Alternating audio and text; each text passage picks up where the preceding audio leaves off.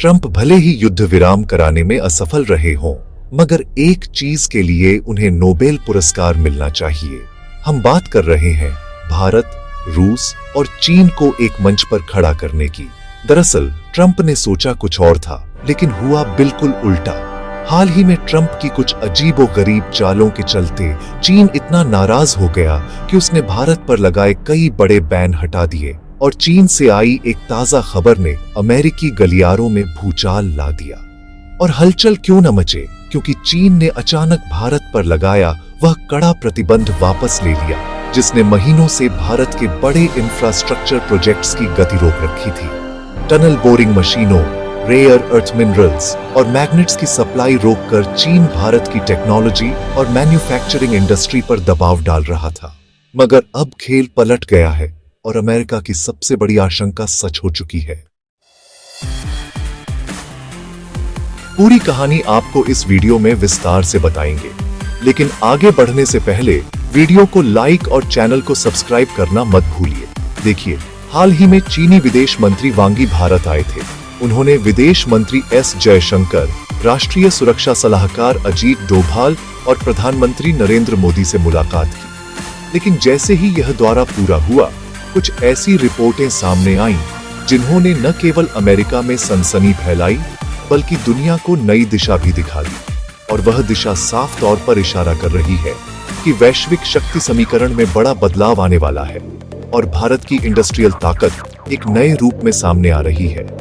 दरअसल इस दौरे के खत्म होते ही सबसे बड़ी खबर यही आई कि भारत चीन बातचीत के दौरान चीन ने रेयर अर्थ समेत कई वस्तुओं से प्रतिबंध हटा लिया। यानी अब भारत को सीधे वे मिनरल्स और मशीनें मिलेंगी जिनके बिना मेट्रो सुरंगें, हाईवे, ईवी बैटरी और डिफेंस इंडस्ट्री का काम ठप पड़ा था। इस फैसले ने भारत की इंडस्ट्री को तो राहत दी ही, लेकिन असली झटका अमेरिकी राष्ट्रपति डोनाल्ड ट्रंप को लगा, क्योंकि महीनों से वे भारत को कमजोर साबित करने की कोशिश कर रहे थे और चीन की इस चाल ने उनकी सारी मेहनत पर पानी फेर दिया। सोचिए, दुनिया के 90% रेयर अर्थ मिनरल्स चीन के पास है।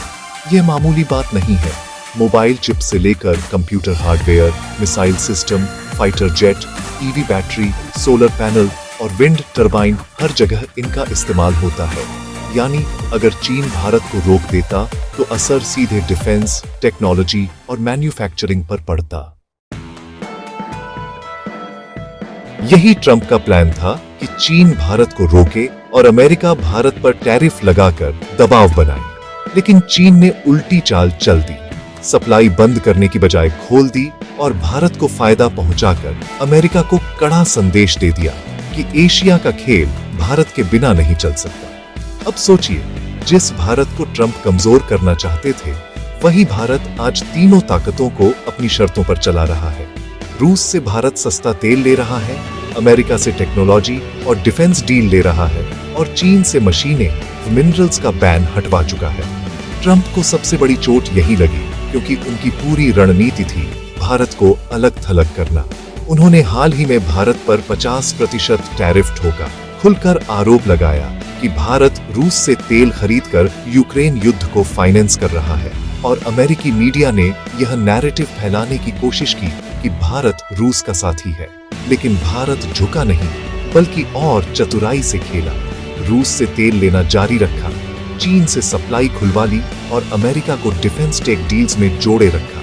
यानी भारत ने तीनों से फायदे निकाले और किसी दबाव में नहीं आया।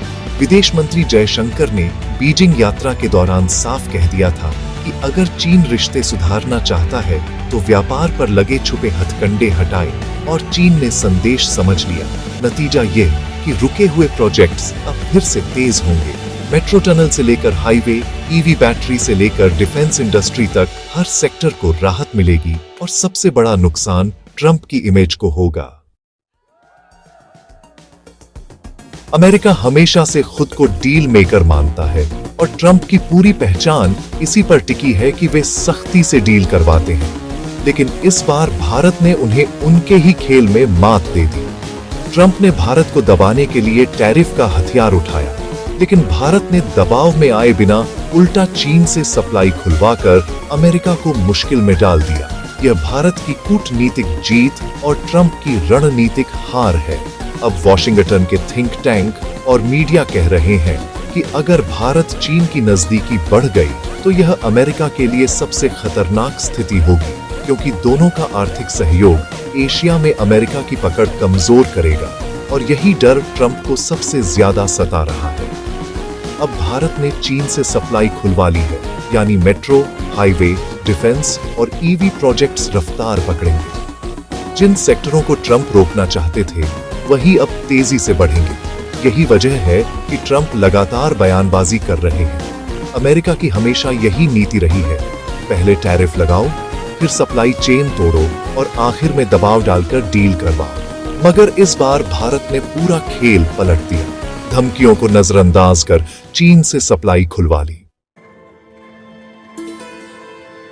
अब ट्रंप के पास अमेरिकी जनता को दिखाने के लिए कुछ नहीं बचा। उनकी छवि पर गहरी चोट पहुंची है और उनके पास केवल आरोप और बौखलाहट ही शेष है। यूरोप के देश जर्मनी, फ्रांस अब भी रूस से गैस और तेल खरीद रहे हैं।